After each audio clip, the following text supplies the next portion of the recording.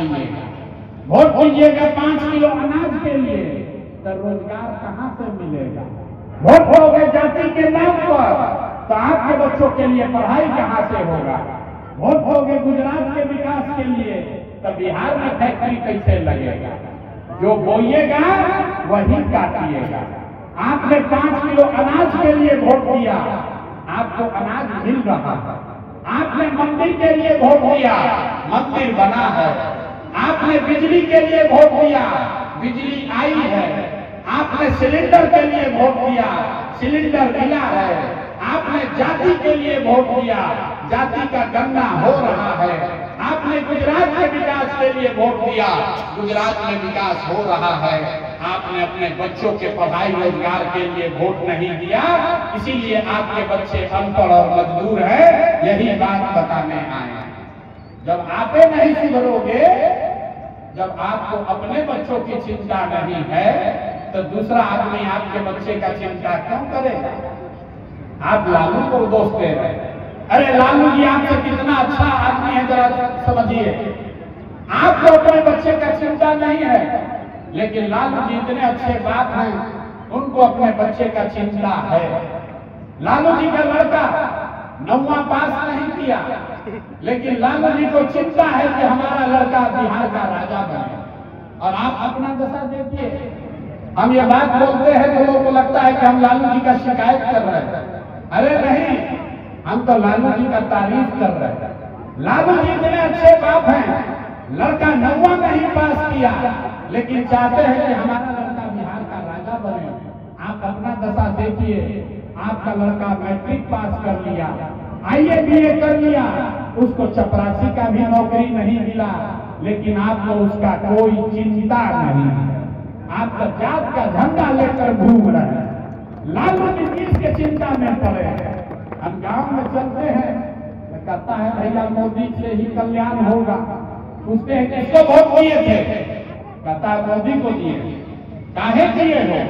कहता है मोदी जी का सीना है 56 इंच का। देखिए बिहार के लोगों का दुर्दशा।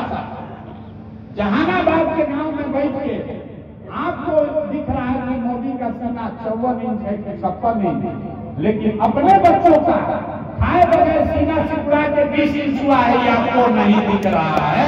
तो आपका बच्चा नहीं भोगेगा तो कौन भोगेगा? यही बात बताने आए।